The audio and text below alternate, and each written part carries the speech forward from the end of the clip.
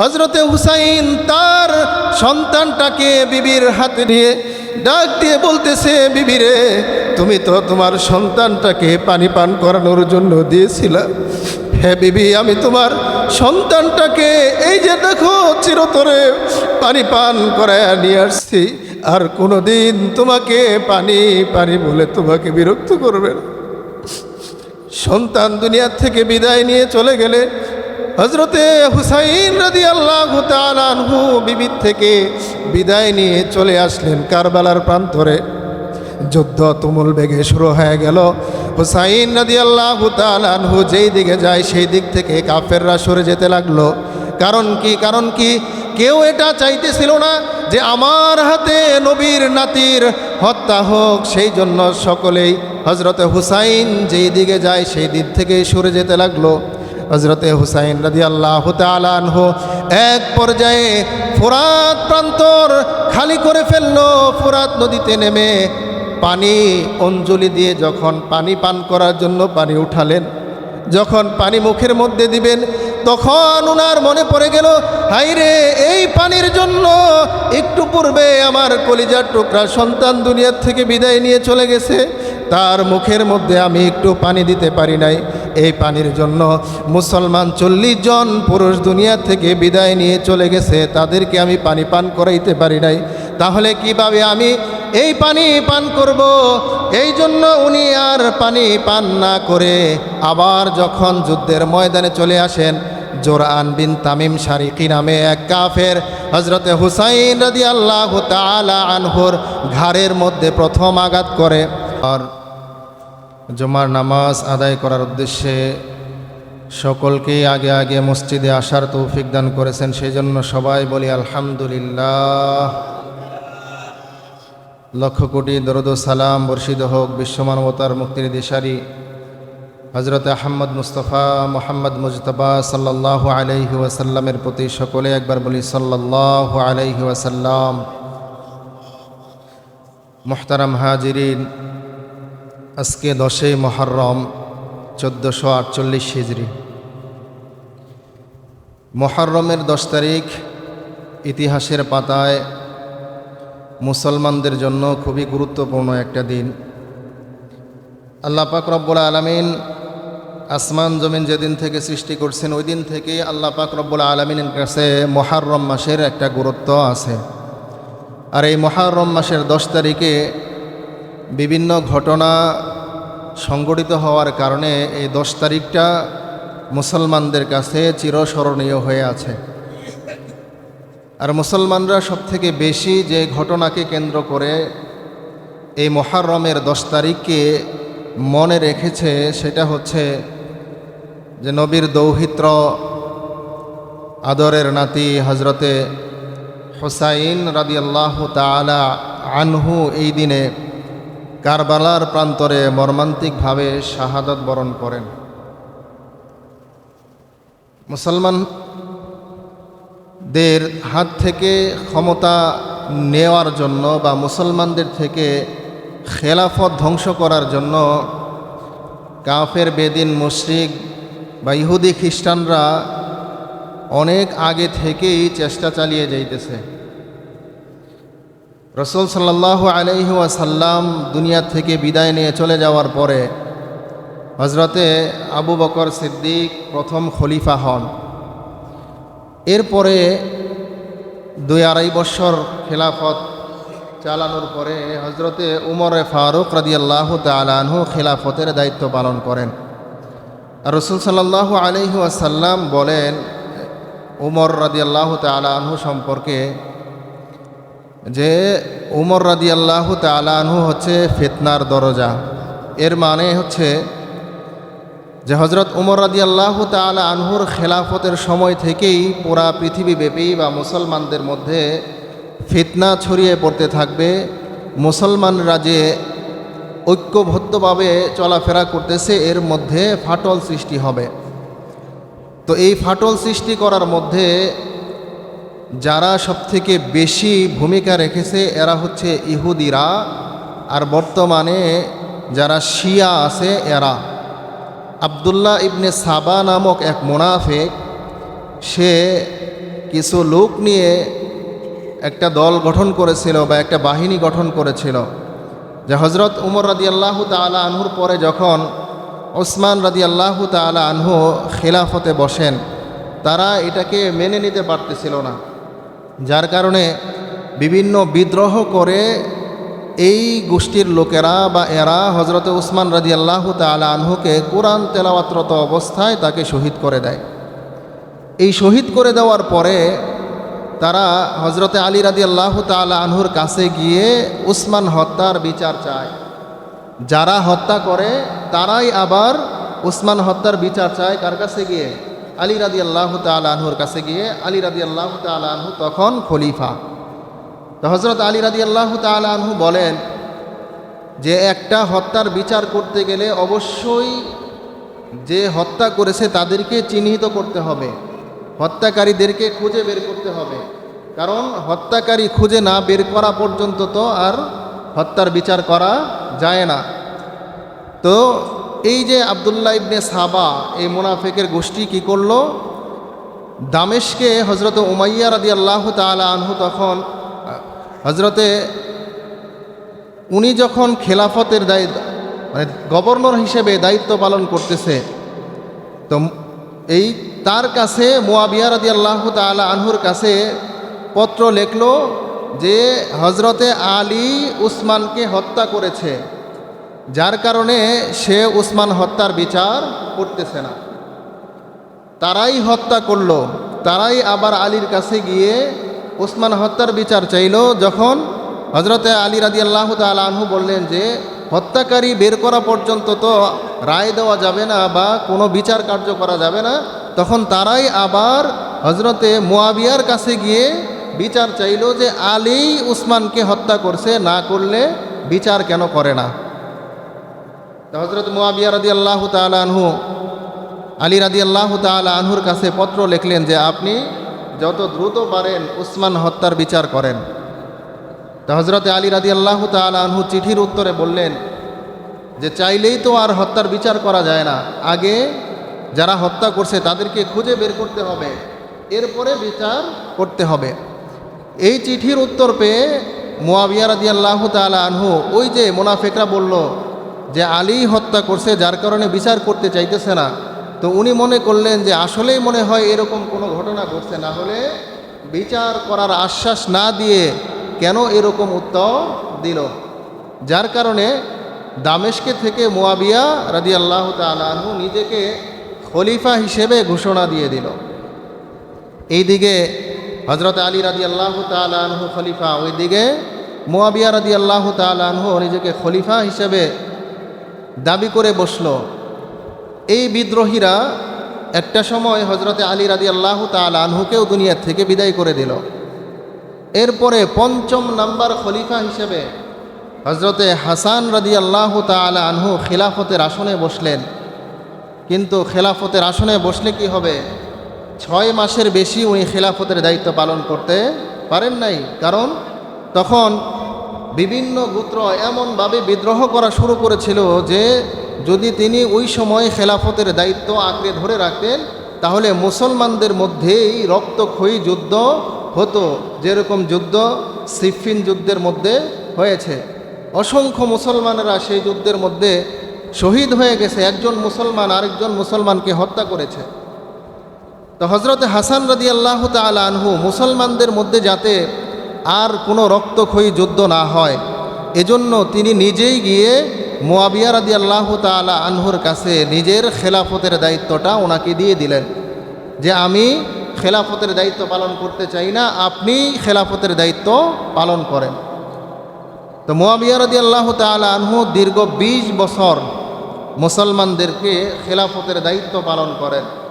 ওনার যখন শেষ বয়স, দুনিয়া থেকে বিদায় নিয়ে চলে যাবেন, তখন মুগিরা বিন শুবা উনি ওনাকে পরামর্শ দেন যে আপনি বেঁচে থাকতেই পরবর্তী খলিফা কে হবে এটা আপনি নির্বাচন করে যান, না হলে দেখা যাবে যে এই খলিফা নির্বাচন নিয়ে আবারও রক্তক্ষয়ী যুদ্ধ হবে, মুসলমানদের মধ্যে ঝগড়া ফাসাদ সৃষ্টি হয়ে যাবে। এই জন্য মুয়াবিয়া তখন তার পুত্র ইয়াজিদকে পরবর্তী খলিফা হিসেবে নাম ঘোষণা করে যায়। কিন্তু মদিনায় তখন হজরতে হুসাইন রাদিয়াল্লাহু তাআলা আনহু, ইবনে আব্বাস রাদিয়াল্লাহু তাআলা আনহু, এরপরে আব্দুর রহমান ইবনে আবু বকর, এরপরে ইবনে জুবাইরের মতো বড় বড় সাহাবায়ে কেরাম ছিলেন, যারা ওই ইয়াজিদের থেকে তাকওয়ায়, ইয়াজিদের থেকে জ্ঞান গরিমায় সব দিক থেকেই বড় ছিল। কিন্তু এরপরেও যখন ইয়াজিদকে খলিফা হিসেবে নির্ধারণ করে দেওয়া হলো, এইটা ওনারা মদিনায় থেকে মানতে পারলেন না। তারা ইয়াজিদের হাতে বায়াত গ্রহণ করতে অস্বীকার করলেন। এইদিকে ইয়াজিদ ক্ষমতায় গ্রহণ করার পর থেকেই সে মুসলমান বিভিন্ন অঞ্চলে পত্র পাঠাতে শুরু করলো, যে যাতে করে সকলেই তার বশ্যতা স্বীকার করে, সকলেই তার হাতে বায়াত গ্রহণ করে। কিন্তু এই 5 জন সাহাবী সহ কুফার অনেক মুসলমান, মদিনাবাসী, মক্কাবাসী সকলেই ইয়াজিদের হাতে বায়াত গ্রহণ করতে অস্বীকৃতি জানালো। তারা কেউ বায়াত গ্রহণ করল না। ওই সময়কার কুফার গভর্নর ছিল নুমান বিন বাশির, আর বসরার গভর্নর ছিল উবাইদুল্লাহ বিন জিয়াদ, আর মদিনার গভর্নর হিসেবে দায়িত্ব পালন করতেছিলেন ওয়ালিদ বিন উতবা। তো ইয়াজিদ মদিনার গভর্নর ওয়ালিদ বিন উতবাকে পত্র মারফত জানিয়ে দেয় যে আপনি অতি তাড়াতাড়ি হুসাইন সহ যারা আমার হাতে বায়াত গ্রহণ করতে অস্বীকার করেছে তাদেরকে গভর্নর ভবনে ডেকে এনে তাদের থেকে আমার প্রতি বায়াত গ্রহণ করেন। কিন্তু হজরতে হুসাইন রাদিয়াল্লাহু তাআলা আনহু এবং ইবনে জুবাইরকে যখন ওয়ালিদ বিন উতবা ওই গভর্নর হাউসে ডেকে নিয়ে যান, তখন ইবনে জুবাইর বলেন যে আমাকে কিছুক্ষণ বা কিছুদিন ভাবার জন্য সময় দেন। আর হজরত হুসাইন রাদিয়াল্লাহু তাআলা আনহু বলেন যে আমি নবীর নাতি, আমি কেন গোপনে বায়াত গ্রহণ করব? আমি যদি ইয়াজিদের হাতে বায়াত গ্রহণ করি তাহলে অবশ্যই এটা আমি প্রকাশ্যে গ্রহণ করব, গোপনে গ্রহণ করব না। হজরত হুসাইন রাদিয়াল্লাহু তাআলা আনহু সময় নিয়ে সেখান থেকে যখন চলে আসলেন, তো দেখলেন যে অবস্থা সৃষ্টি হয়েছে, যেভাবে জোর জবরদস্তি চলতেছে, এখন যদি এই মদিনায় আমি অবস্থান করি তাহলে এটা আমার জন্য থাকা ঠিক হবে না। এই জন্য তিনি মক্কার দিকে হিজরত করলেন, মক্কায় চলে গেলেন। কারণ কি, যে মক্কায় পাহাড়ে ঘেরা এলাকা, সেইখানে যদি ইয়াজিদের সৈন্যরা আমাদের উপর আক্রমণও করে বা আমাদেরকে যদি জুলুমও করে তাহলেও আমরা বেঁচে পলায়ন করে বাঁচতে পারবো, এই চিন্তা করে মক্কায় চলে গেলেন। এইদিকে কুফার থেকে হজরতে হুসাইন রাদিয়াল্লাহু তাআলা আনহুর কাছে প্রায় 500-র মতো চিঠি আসলো যে হে হুসাইন, আমরা তো ইয়াজিদকে খলিফা হিসেবে মানি না, আপনি কুফায় চলে আসেন, আমরা আপনার হাতে বায়াত গ্রহণ করব। আমাদের সংখ্যা হচ্ছে প্রায় লক্ষাধিক, প্রায় 1 লক্ষ মানুষ। আমরা যারা ইয়াজিদকে খলিফা হিসেবে মানি না, আমরা আপনাকেই খলিফা হিসেবে মানব। হজরতে হুসাইন রাদিয়াল্লাহু তাআলা আনহু এই চিঠিগুলো পেয়ে আসলেই কুফার লোকেরা হুসাইনের হাতে বায়াত গ্রহণ করতে রাজি কিনা এই জন্য খবর নেওয়ার জন্য মুসলিম বিন আকিলকে কুফায় পাঠিয়ে দিলেন, যাতে করে সেখানের খবরাখবর নিয়ে আসতে পারে। মুসলিম বিন আকিল যখন কুফায় গেলেন বা ইরাকে প্রবেশ করলেন, তখন ওনাকে পেয়ে নুমান বিন বাশির যে গভর্নর ছিলেন উনিও স্বাগতম জানালেন, এবং কুফার মুসলমানেরা একসাথে 12,000 মতান্তরে 16,000 লোক হুসাইনের উপরে তারা বায়াত গ্রহণ করলেন যে আমরা হুসাইনের হাতে হাত রেখে বায়াত গ্রহণ করলাম। এই খবরটা ইয়াজিদের কাছে চলে গেল। নোমান বিন বাশিরের সামনেই মুসলিম বিন আকিল হুসাইনের নামে বায়াত গ্রহণ করতেছে, আর নোমান বিন বাশির গভর্নর হওয়া সত্ত্বেও কিছু বলতেছে না। এই জন্য ইয়াজিদ নোমান বিন বাশিরকে বরখাস্ত করে উবাইদুল্লাহ বিন জিয়াদকেও ওই কুফা নগরীর গভর্নর হিসেবে নিযুক্ত করলেন। আর এই উবাইদুল্লাহ বিন জিয়াদ ছিল একটু কঠোরপন্থী স্বৈরাচার টাইপের লোক, সে জোর জবরদস্তি করেই একটা কিছু করতে চাইত। তো যখন উবাইদুল্লাহ বিন জিয়াদ কুফার গভর্নর হিসেবে চলে আসলো, এসেই সে প্রথম ফরমান জারি করলো যে মুসলিম বিন আকিলকে যেখানে পাও সেখান থেকেই তাকে গ্রেফতার করে নিয়ে আসো। খবর পাওয়া গেল যে মুসলিম বিন আকিল কুফার হানি বিন মারওয়ান নামের এক লোকের বাড়ির মধ্যে অবস্থান করতেছে। এই হানি বিন মারওয়ান ওনাকে মুসলিম বিন আকিলকে জায়গা দেওয়ার কারণে তাকে যখন গ্রেপ্তার করে নিয়ে যাওয়া হলো, তখন মুসলিম বিন আকিল প্রায় 4000 সৈন্য নিয়ে গভর্নরের বাসভবন ঘেরাও করার জন্য রওনা করলে পথে মধ্যে ওই যে কুফার লোকেরা যারা আগে থেকেই ছিল বিশ্বাসঘাতক, তারা মুসলিম বিন আকিলকে একা রেখে পিছন থেকে সকলেই পলায়ন করে চলে গেল। সকলেই যখন চলে গেল তখন মুসলিম বিন আকিল একা পড়ে গেলেন। তাকে ধরে নিয়ে দেহ থেকে কল্লাটা আলাদা করে দিয়ে বাসভবনের ওপর থেকে ফেলে দিয়ে তাকে হত্যা করে ফেলা হলো। মুসলিম বিন আকিল কুফা নগরীতে যাওয়ার পরে যখনই তার কাছে 12,000 লোক কালেমা বা বায়াত গ্রহণ করছে, তখনই উনি হজরত হুসাইনের প্রতি একটা চিঠি লেখেন যে আপনি কুফায় আসতে পারেন, কারণ কুফার লোক আপনার কাছে বায়াত গ্রহণ করতে তারা রাজি আছে। এই পত্র পাওয়ার পরে হজরত হুসাইন রাদিয়াল্লাহু তাআলা আনহু 72 সদস্যের একটা কাফেলা নিয়ে কুফার দিকে রওনা করেন। এই খবর যখন ইয়াজিদের কাছে চলে যায়, ইয়াজিদ তখন উবাইদুল্লাহ বিন জিয়াদকে কঠোরভাবে নিষেধাজ্ঞা জারি করে যে কোনোভাবেই যাতে হুসাইন কুফায় প্রবেশ করতে না পারে। যখন একেবারে কুফার নিকটবর্তী যখন হয়ে যায়, তখন উবাইদুল্লাহ বিন জিয়াদ সাদ বিন উমর নামক একজন ব্যক্তিকে তার উপর দায়িত্ব অর্পণ করে যে যে কোনো পরিস্থিতিতে তুমি হুসাইনকে গ্রেফতার করে আমার নিকট নিয়ে আসবে।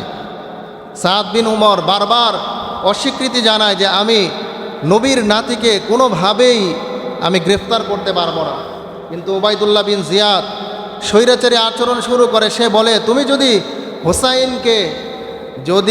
হুসাইনকে গ্রেফতার না করো তাহলে তোমাকেও হত্যা করা হবে, তোমার পরিবার পরিজন যারা আছে তাদেরকেও হত্যা করা হবে, তোমার বাড়িঘর ধ্বংস করে দেওয়া হবে। নিজের জীবন বাঁচানোর জন্য, নিজের পরিবার পরিজনদের জীবন বাঁচানোর জন্য সে রাজি হয়ে যায়। হযরত হুসাইন রাদিয়াল্লাহু তাআলা আনহু যখন কুফা নগরীর একেবারে বর্ডারের কাছে চলে গেছে, তখন তাকে ওই সাদ বিন বশির বলে যে আপনি যদি কুফায় প্রবেশ করতে চান তাহলে আপনাকে গ্রেফতার করার আদেশ জারি করে দেওয়া হয়েছে। কিন্তু হুসাইন রাদিয়াল্লাহু তাআলা আনহু বলেন, যেহেতু আমাকে গ্রেফতার করার আদেশ জারি করে দেওয়া হয়েছে কুফায় ঢুকলে, তাহলে আমাকে সুযোগ দাও, আমি যাতে সরাসরি ইয়াজিদের সাথে দেখা করতে পারি, আমাকে ইয়াজিদের কাছে যাওয়ার সুযোগ দাও। এই জন্য তিনি আর কুফার দিকে পথ না ধরে দামেস্কের দিকে রওনা করলেন। 40-45 মাইল দূরে যাওয়ার পরে কারবালা নামক প্রান্তরে যখন উনি উপস্থিত হলেন, তখন ওবাইদুল্লাহ বিন জিয়াদ বললেন যে আর হুসাইনকে সামনে বাড়তে দেওয়া যাবে না, ওখানেই তাকে পাকড়াও করা। হুসাইন রাদিয়াল্লাহু তাআলা আনহুকে যখন চতুর্দিক থেকে ঘিরে ফেলা হলো, হুসাইন রাদিয়াল্লাহু তাআলা আনহু তখন ইয়াজিদের সৈন্যদেরকে বললেন যে আমি মদিনা থেকে এখানে এসেছি তোমাদের সাথে যুদ্ধ করার জন্য নয়, হয়তোবা আমাকে ইয়াজিদের সাথে দেখা করতে যাওয়ার সুযোগ দাও, অথবা আমি যে মদিনার থেকে এসেছি আমাকে মদিনায় ফিরে যাওয়ার সুযোগ দাও, অথবা মুসলিম কোনো ভূখণ্ডে আমাকে চলে যাওয়ার সুযোগ দাও যেখানে আমি যুদ্ধ করে আমার সারাটা জীবন কাটাইয়া দেব। উবাইদুল্লাহ বিন জিয়াদ সে শর্ত করল যে এই 3টা শর্তের একটাও মানা যাবে না, বরং তোমাকে গ্রেফতার করে আমরা কুফায় নিয়ে আসব যতক্ষণ পর্যন্ত তুমি ইয়াজিদের বশ্যতা স্বীকার না করবে ততক্ষণ পর্যন্ত আমরা তোমাকে ছাড়ব না। হযরত হুসাইন রাদিয়াল্লাহু তাআলা আনহু তখন মনে মনে স্থির করলেন যে কোনোভাবে এখান থেকে চলে যাওয়া যায় কিনা। কিন্তু ওই যে মুসলিম বিন আকিল যে পাঠানো হয়েছিল, তাকে যে হত্যা করা হয়েছিল, তার বংশের যে লোকেরা ছিল তারা বলল যে যেহেতু তারা মুসলিম বিন আকিলকে হত্যা করেছে আর আমরা যেহেতু এখানে এসে পড়েছি, মুসলিম বিন আকিলের হত্যার প্রতিশোধ না নেওয়া পর্যন্ত আমরা এখান থেকে যাব না। তো হযরত হুসাইন রাদিয়াল্লাহু তাআলা আনহুও তাদের সাথে একমত হয়ে গেলেন যে এখানেই থেকে যাবে, এখান থেকে আর পিছনে যাবে না। হযরত হুসাইন রাদিয়াল্লাহু তাআলা আনহু যখন গ্রেফতারের কথা বললেন, তখন বললেন যে নবীর দৌহিত্র হয়ে, নবীর নাতি হয়ে এত বড় অসম্মানজনক কাজ কখনোই মেনে নিতে পারি না। দরকার পড়লে তোমাদের সাথে যুদ্ধ করব, এরপরেও গ্রেফতার হয়ে আমি ইয়াজিদের দরবারে যেতে পারবো না। মুসলমান বন্ধুরা, যুদ্ধের দামামা বেজে উঠতেছে। ইয়াজিদ তার সৈন্যদেরকে বারবার করে বলে দিয়েছে হুসাইন যাতে কোনোভাবে আমার কাছে আসতে না পারে, তাকে যে কোনো উপায়ে তোমরা গ্রেফতার করো। ওবায়দুল্লাহ বিন জিয়াদ প্রায় 5000 সৈন্য দিয়ে হযরতে হুসাইন রাদিয়াল্লাহু তাআলা আনহুকে কারবালার প্রান্তরে তাদেরকে অবরোধ করে রাখলো। দীর্ঘদিন তাদেরকে কারবালার প্রান্তরে অবরোধ করে রাখা হলো। সামনেও যেতে দেওয়া হয় না, পিছনেও যেতে দেওয়া হয় না। যে পরিমাণ খাবার এবং যে পরিমাণ পানি তারা নিয়ে গিয়েছিল, খাবার শেষ হয়ে গেল, পানিও শেষ হয়ে গেল। খাবারের তাড়নায়, ক্ষুধার তাড়নায় তারা কাতর হয়ে যাইতেছে, পানির তৃষ্ণায় তারা কাতর হয়ে যাইতেছে। কোনোভাবেই যখন কোনো পথ বের হইতেছে না, হুসাইন রাদিয়াল্লাহু তাআলা আনহু রাতের বেলা আল্লাহ পাক রব্বুল আলামিনের দরবারে সিজদায় পড়ে কান্নাকাটি শুরু করে দিলেন। তার লোকদেরকে ডাক দিয়ে বলে, হে লোকেরা, আমাদের সামনে যুদ্ধ ছাড়া আর কোনো উপায় নাই, সুতরাং তোমরা যুদ্ধের জন্য প্রস্তুতি গ্রহণ করো। রাতের বেলা তিনি স্বপ্নে দেখলেন রাসূলুল্লাহ সাল্লাল্লাহু আলাইহি ওয়াসাল্লাম হযরতে হুসাইন রাদিয়াল্লাহু তাআলা আনহুকে স্বপ্নে এসে বলে, হে আমার কলিজার টুকরা সন্তান, অতি তাড়াতাড়ি আমার সাথে তোমার সাক্ষাৎ হয়ে যাবে। পরদিন সকালবেলা হুসাইনের বাহিনীর সাথে ওই যে ইয়াজিদের বাহিনীর সাথে যুদ্ধের দামামা বেজে উঠল। যুদ্ধ শুরু হয়ে গেল। মুসলমান সৈন্য একেবারে অল্প, 40 জন মুসলমান নিয়ে তারা সেইখানে গিয়েছিলেন। 5000 সৈন্যের সামনে 40 জন মুসলমান তো একেবারে মামুলি বিষয়। জোহরের পূর্বেই সমস্ত মুসলমান সৈন্যরা শাহাদাত বরণ করলো, দুনিয়ার থেকে বিদায় নিয়ে চলে গেল। হযরতে হুসাইন রাদিয়াল্লাহু তাআলা আনহু দেখলেন এবার তার পালা, অবশ্যই তাকে যুদ্ধের ময়দানে নামতে হবে। বিদায়ের পূর্ব মুহূর্তে ওই যে তাঁবুর ভিতরে যখন চলে গেলেন, তাঁবুর ভিতরে যাওয়ার পরে বিবিকে ডাক দিয়ে বলে, বিবি রে, আমি তো যুদ্ধের ময়দানে কাফেরদের সাথে, বেঈমানদের সাথে, মুনাফিকদের সাথে যুদ্ধের চলে যাইতেছি, বিবি রে বিদায় দাও। এই দুনিয়াতে আর কোনো দিন তোমার সাথে দেখা হবে না, একেবারে দেখা হবে কিয়ামতের ময়দানে। হুসাইন রাদিয়াল্লাহু তাআলা আনহু যখন বিদায় নেবেন, তখন হুসাইনের স্ত্রী ডাক দিয়ে বলে, স্বামী, আপনি যুদ্ধের ময়দানে চলে যাবেন, আমি আপনাকে বাধা দিব না, তবে এই যে আপনার কলিজার টুকরা সন্তান আলী আসগর পানি পিপাসায় তার গলাটা একেবারে শুকিয়ে গেছে, তাকে একটু পানি পান করিয়ে দিয়ে যান, এরপরে আপনি যুদ্ধের ময়দানে চলে যান। হযরতে হুসাইন রাদিয়াল্লাহু তাআলা আনহু কলিজার টুকরা সন্তান আলী আসগরকে বুকের মধ্যে নিয়ে কারবালার প্রান্তরে ইয়াজিদি সৈন্যদেরকে ডাক দিয়ে বলে, হে ইয়াজিদি সৈন্যরা, তাকায়া দেখো, আমার হাতে নবীর বংশধর আলী আসগর, সে তো বাচ্চা মানুষ, সে তো যুদ্ধ সম্পর্কে কিছু জানে না। এই যে ফোরাত প্রান্তরে অফুরন্ত পানি, যেইখান থেকে পাখিরা পর্যন্ত, জানোয়ারেরা পর্যন্ত পানি পান করতেছে, তোমরা আমার এই কলিজার টুকরা সন্তানটাকে একটু পানি পান করার সুযোগ দাও। এরকম কথাও কাফেরদের ওই সৈন্যদের অন্তরের মধ্যে কোনো রেখাপাত করতে পারল না। দূর থেকে একজন বেঈমান একটা তীর নিক্ষেপ করে দিল। তীরটা আস্তে আস্তে আস্তে আস্তে হযরতে আলী আসগরের বুকের মধ্যে লেগে একদিক থেকে তীরটা ঢুকে আরেক দিক দিয়ে বের হয়ে গেল। আলী আসগর রাদিয়াল্লাহু তাআলা আনহুর কলিজাটা ছিদ্র হয়ে তীরটা যখন অপর প্রান্ত দিয়ে বের হয়ে গেল, রক্তগুলা ফিনকি দিয়ে বের হয়ে গেল। হাতের মধ্যেই কলিজার টুকরা সন্তান মৃত্যুবরণ করলো। হযরতে হুসাইন রাদিয়াল্লাহু তাআলা আনহু সন্তানের রক্তগুলা তার মুখের মধ্যে মাখতেছিলেন আর বলতেছিলেন, সন্তান, তোমার রক্তগুলা হজরতে সালেহ আলাইহিস সালামের উটের থেকেও তোমার রক্তর দাম বেশি, কিন্তু বেঈমানরা তো তোমাকে চিনতে পারল না, দুনিয়া থেকে বিদায় নিয়ে চলে গেল। হজরতে হুসাইন তার সন্তানটাকে বিবির হাতে নিয়ে ডাক দিয়ে বলতেছে, বিবি রে, তুমি তো তোমার সন্তানটাকে পানি পান করানোর জন্য দিয়েছিলা। হ্যাঁ বিবি, আমি তোমার সন্তানটাকে এই যে দেখো চিরতরে পানি পান করায় নিয়ে আসছি, আর কোনোদিন তোমাকে পানি পানি বলে তোমাকে বিরক্ত করবে না।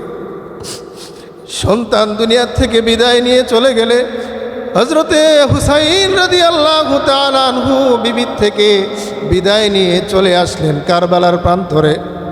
যুদ্ধ তুমুল বেগে শুরু হয়ে গেল। হুসাইন রাদিয়াল্লাহু তাআলা আনহু যেই দিকে যায় সেই দিক থেকে কাফেররা সরে যেতে লাগলো। কারণ কি কেউ এটা চাইতেছিল না যে আমার হাতে নবীর নাতির হত্যা হোক, সেই জন্য সকলেই হজরতে হুসাইন যেই দিকে যায় সেই দিক থেকেই সরে যেতে লাগলো। হজরতে হুসাইন রাদিয়াল্লাহু তাআলা আনহু এক পর্যায়ে ফুরাত প্রান্তর খালি করে ফেললো। ফুরাত নদীতে নেমে পানি অঞ্জলি দিয়ে যখন পানি পান করার জন্য পানি উঠালেন, যখন পানি মুখের মধ্যে দিবেন তখন ওনার মনে পড়ে গেল, হাইরে, এই পানির জন্য একটু পূর্বে আমার কলিজার টুকরা সন্তান দুনিয়ার থেকে বিদায় নিয়ে চলে গেছে, তার মুখের মধ্যে আমি একটু পানি দিতে পারি নাই। এই পানির জন্য মুসলমান 40 জন পুরুষ দুনিয়া থেকে বিদায় নিয়ে চলে গেছে, তাদেরকে আমি পানি পান করাইতে পারি নাই, তাহলে কিভাবে আমি এই পানি পান করব? এই জন্য উনি আর পানি পান না করে আবার যখন যুদ্ধের ময়দানে চলে আসেন, জোরআন বিন তামিম শারিকি নামে এক কাফের হজরতে হুসাইন রাদিয়াল্লাহু তাআলা আনহুর ঘাড়ের মধ্যে প্রথম আঘাত করে। প্রথম আঘাত করার পরে সিনআন বিন আনাস হজরতে হুসাইন রাদিয়াল্লাহু তাআলা আনহুকে বর্ষা নিক্ষেপ করে হজরতে হুসাইন রাদিয়াল্লাহু তাআলা আনহু জমিনের মধ্যে পড়ে যায়। হজরতে হুসাইন রাদিয়াল্লাহু তাআলা আনহুর বুকের মধ্যে উঠে সীমার হজরতে হুসাইনের দেহ থেকে মাথাটা আলাদা করে ফেলে। দুনিয়ার থেকে হজরতে হুসাইন রাদিয়াল্লাহু তাআলা আনহু বিদায় নিয়ে যখন চলে যায়, শুধুমাত্র হুসাইনকে দুনিয়া থেকে বিদায় দিয়েই তারা আকান্ত হয় নাই। ওই কারবালার প্রান্তরে হজরতে হুসাইন রাদিয়াল্লাহু তাআলা আনহুর দেহটাকে ঘোড়ার পৃষ্ঠে এমনভাবে তারা পদদলিত করেছিল যে হুসাইন রাদিয়াল্লাহু তাআলা আনহুর শরীরটা পর্যন্ত ক্ষতবিক্ষত হয়ে গিয়েছিল। হজরতে হুসাইনের মাথাটাকে তারা বর্ষার উপরে বিদ্ধ করে উবাইদুল্লাহ বিন জিয়াদের সামনে যখন নিয়ে যায়, উবাইদুল্লাহ বিন জিয়াদ তখন হুসাইন রাদিয়াল্লাহু তাআলা আনহুর ওই যে জিহ্বার ঠোঁটের মধ্যে গলার মধ্যে তরবারি দ্বারা আঘাত করতে থাকে। হজরতে আনাস রাদিয়াল্লাহু তাআলা আনহু তখন ওই দরবারের মধ্যে বসা। আনাস রাদিয়াল্লাহু তাআলা আনহু ডাক দিয়ে বলে, হে উবাইদুল্লাহ বিন জিয়াদ, এতক্ষণ পর্যন্ত যা কিছু করেছ সব কিছু সহ্য করে নিয়েছি, কিন্তু এখন যা করতেছো এটা সহ্য করতে পারতেছি না। তুমি তোমার মাথার কাছে কার মাথা রেখেছ? তুমি তোমার পায়ের কাছে কার মাথা রেখেছ? তুমি কি জানো না এটা হচ্ছে হজরতে হুসাইনের মাথা? তুমি কি জানো না এটা হচ্ছে নবীর কলিজার টুকরা নাতি হজরতে হুসাইন রাদিয়াল্লাহু তাআলা আনহুর মাথা? তুমি যে ঠোঁটের মধ্যে তরবারি দ্বারা আঘাত করতেছ, আমি আমার জীবদ্দশায় হাজার হাজার বার দেখেছি নবী তার পবিত্র ঠোঁট দ্বারা হজরতে হুসাইনের ঠোঁটের মধ্যে চুমো খেয়েছেন। উনি ওনার পবিত্র ঠোঁট দ্বারা হজরতে হুসাইনের গলার মধ্যে চুমা খেয়েছেন, আর তুমি তার সাথে এমন অপমানজনক আচরণ করতেছো, এটা বরদাস্ত করতে পারি না। মুসলমান ভাইয়েরা, হজরতে হুসাইন রাদিয়াল্লাহু তাআলা আনহু কারবালার প্রান্তরে মর্মান্তিকভাবে শাহাদাত বরণ করেন। এরপরেও তিনি কোনো জালিমের সামনে মাথা নত করে নাই, কোনো ফাসিকের, কোনো স্বৈরাচারী, কোনো শাসকের আনুগত্য উনি প্রকাশ করে নাই, কোনো ফাসিকের মতাদর্শ উনি গ্রহণ করে নাই। কিন্তু আমরা নিজেদেরকে হুসাইনি সৈনিক মনে করি, নিজেদেরকে আমরা হুসাইনি মুসলমান বলে পরিচয় দেই, কিন্তু আমরা আমাদের জীবনের মধ্যে কোনো হুসাইনি ইসলাম আমরা জায়গা দিতে রাজি না। আমরা নিজেদেরকে মুসলমান দাবি করি, অথচ আমাদের চলাফেরা, আমাদের বেশভূষা, আমাদের আচার আচরণ সব কিছু হচ্ছে কাফের বেদিন মুশরিকদের সাথে মিলে যায়। একজন মুসলমান হুসাইন রাদিয়াল্লাহু তাআলা আনহু যুদ্ধে যাওয়ার পূর্বেও আল্লাহ পাক রব্বুল আলামিনের দরবারে নামাজরত অবস্থায় সিজদায় পড়ে কেঁদেছে। অথচ আমরা হুসাইনকে মহাব্বত করি, কিন্তু নামাজের ধার আমরা ধারি না, নামাজ পড়তে রাজি না। ঠিক কিনা বলেন? হুসাইনকে আমরা তো মহাব্বত করি, কিন্তু হুসাইন যে আদর্শ আমাদের মাঝে বাস্তবায়ন করে গেছেন সেই আদর্শ আমরা গ্রহণ করতে রাজি না। নবীর আদর্শ থেকে বিচ্যুত হওয়ার কারণে ওই যে ইয়াজিদ, সে খলিফা হওয়ার পর থেকেই সে স্বৈরাচারী মনোভাব, সে মদের আড্ডাখানায় লিপ্ত থাকতো, সে তার বাসভবনের মধ্যে নর্তকীদেরকে নাচাইতো, সে এইগুলা করত, যার কারণে হজরত হুসাইন রাদিয়াল্লাহু তাআলা আনহু তার যে শাসন সেটা মেনে নিতে পারে নাই। অথচ আমরা মুসলমান হইয়া সেই সমস্ত কাজের মধ্যে আজকে লিপ্ত হয়ে যাইতেছি, এরপরেও আমরা নিজেদেরকে হুসাইনি মুসলমান বলে পরিচয় দেই। তাহলে তারা নিজের জীবন দিয়ে ইসলামটাকে, ইসলামের আদর্শকে বাস্তবায়ন করেছে, আর আমরা নিজেদেরকে মুসলমান পরিচয় দিয়ে কাফের বেদিন মুশরিকদের আদর্শ বাস্তবায়ন করার জন্য আমরা উঠে পড়ে লেগে গেছি। এমনকি এমনও অবস্থা যে আমরা আমাদের জীবনের চাইতেও তাদেরকে বেশি মূল্যায়ন করি, তাদেরকে আমরা অনুসরণ করি, তাদের নাম আমরা জপতে থাকি। বর্তমানে এই যে খেলাধুলার দিকে আপনারা তাকাইলেই একেবারে সহজভাবেই বুঝতে পারবেন যে কারবালার প্রান্তরে যে মর্মান্তিক ঘটনা ঘটেছিল, ওইখানে শহীদ হয়েছিল, এইটা কেউ বলতে পারবে না, কিন্তু কোন দলের কোন খেলোয়াড় তাদের নাম, তাদের গোষ্ঠী শুদ্ধা বলে দিতে পারবো। ঠিক কিনা বলেন? তাহলে মুসলমান বলে নিজেদেরকে দাবি করি, অথচ মুসলমানদের গোড়া, মুসলমানদের ইতিহাস সম্পর্কে আমাদের জানা নাই। অথচ যারা এই ইহুদি, এই খ্রিস্টানরা মুসলমানদেরকে দুনিয়ার থেকে বিদায় করে দেওয়ার জন্য সব সময় চেষ্টা করে যাচ্ছে, আর আমরা তাদেরকে সাপোর্ট করতেছি, তাদেরকে আমরা অনুসরণ করতেছি।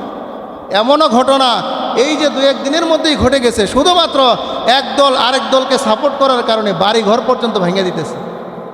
এগুলা কি মুসলমানদের আদর্শ হইতে পারে? মুসলমান, একজন মুসলমান আরেকজন মুসলমানদের জন্য জীবন দিবে, এইটাই হচ্ছে তাদের আদর্শ। মুসলমান ইসলামকে দুনিয়ার বুকে টিকিয়ে রাখার জন্য, নিজের জীবন দেওয়ার জন্য সর্বদা প্রস্তুত থাকবে। আর কোন দেশে কোথায় খেলা হইতেছে তাদের পক্ষ নিয়ে, তাদেরকে সাপোর্ট করে একজন আরেকজনের ঘর বাড়ি ভেঙে দিতেছে, একজন আরেকজনকে দুনিয়ার থেকে বিদায় করে দিতেও তারা দ্বিধাবোধ করতেছে। তাহলে তারাও মুসলমান ছিল, আমরাও নিজেদেরকে মুসলমান দাবি করি। তাহলে এই যে হুসাইন রাদিয়াল্লাহু তাআলা আনহু জীবন দিলেন আল্লাহর রসুলের আদর্শ দুনিয়ার বুকে বাস্তবায়ন করার জন্য, এখন আমরা যদি নিজেদেরকে প্রকৃতপক্ষে মুসলমান হিসেবে পরিচয় দিতে চাই, তাহলে আমাদেরকেও নবীর আদর্শ বাস্তবায়ন করার জন্য জীবনের শেষ নিঃশ্বাস পর্যন্ত চেষ্টা করে যেতে হবে। তাহলেই কেবলমাত্র আমরা নিজেদেরকে প্রকৃতপক্ষে মুসলমান হিসেবে বা হুসাইনের প্রতি মহাব্বত হুসাইনের প্রতি মহাব্বত পোষণকারী হিসেবে আমরা কিয়ামতের ময়দানে রসুলের সামনে দাঁড়াতে পারবো। আর যদি এরকম হয় যে আমরা তো মুখে মুখে বললাম যে আমরা হুসাইনকে খুব মহাব্বত করি, কিন্তু পৃথিবীর প্রান্তে প্রান্তে ইসলামের অবমাননা হইতেছে, নবীর আদর্শকে জলাঞ্জলি দিয়ে আমরা কাফের বেদিন মুশরিক, সেই কোথাকার মেসি, কোথাকার রোনালদো, সেই কোথাকার নেইমার, যারা জন্মসূত্রে থেকেই তারা কাফের বেদিন মুশরিক, তারা মরার পরে যাবে জাহান্নামে। আমি যদি তাদেরকে নেতা হিসাবে, তাদেরকে আদর্শ হিসাবে এই দুনিয়ার থেকে বিদায় নেই, কিয়ামতের ময়দানে আল্লাহ পাক রব্বুল আলামিন ডাক দিয়ে বলবে, দুনিয়ার মধ্যে তোমরা যাকে সাপোর্ট করেছিলা, দুনিয়ার মধ্যে যাকে তোমরা অনুসরণ করেছিলা, দুনিয়ার মধ্যে যাকে অনুসরণ করে তুমি তোমার চুল কেটেছিলা, দুনিয়ার মধ্যে যাকে অনুসরণ করে তুমি তোমার গায়ের জামা পরিবর্তন করেছিলা, আজকে তাদের সাথেই জাহান্নামে চলে যাও। নাউযুবিল্লাহি মিন যালিক। এই জন্য আমাদের শপথ গ্রহণ করা উচিত যে হুসাইনি ইসলাম জিন্দা করার জন্য, নবীর আদর্শকে জিন্দা করার জন্য প্রয়োজনে যদি জীবন দিতে হয়, আমরা জীবন দিতে প্রস্তুত আছি তো ইনশাআল্লাহ। আল্লাহ পাক রব্বুল আলামিন আমাদের সবাইকে তৌফিক দান করুন। যা কিছু বললাম এবং শুনলাম আমাদের সবাইকে আমল করার তৌফিক দান করুন। ওয়া আখির দাওয়ানা আলহামদুলিল্লাহি রাব্বিল আলামিন। যারা আমরা কবলাল জুমা 4 রাকাত সুন্নত পড়ি নাই, তারা আমরা সুন্নত পড়ি নাই।